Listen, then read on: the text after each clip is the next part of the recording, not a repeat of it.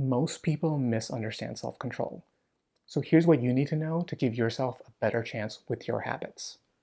Hey guys, my name's Irfan, and in this video, I'm going to tell you what research as well as my own experience can tell you on how you should think about self-control.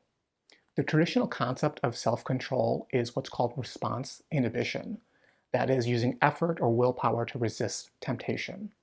So for example, if you were tracking your macros or watching your diet and you came over to my place and I offered you a chocolate chip cookie, you would have to resist that temptation because chocolate chip cookies are delicious, obviously. For a while, research focused on this type of self-control, but in recent years, they've discovered people who are high in self-control don't actually use willpower to fight off temptations. They use a different type of self-control, and that's called proactive self-control. And proactive self-control allows them to have less temptations throughout their day. So it's all about knowing your temptations, when they're going to arise, and having a pre-plan to know how you're going to deal with them. One type of proactive self-control is called situational control, and it's controlling your environment.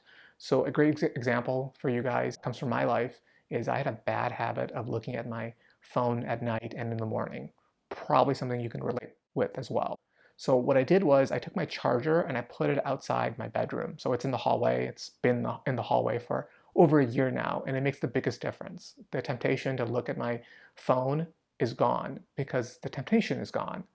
So rather than thinking about self-control as fighting urges, fighting impulses, think about it as pre-planning and thinking about how you can take away the temptation rather than fighting the temptation, because that's a losing battle. If you're fighting your temptations every single day, that's going to be a losing battle 9 out of 10 times. Hopefully this video was helpful. Let me know in the comments below if you use proactive self-control or situational control in your life.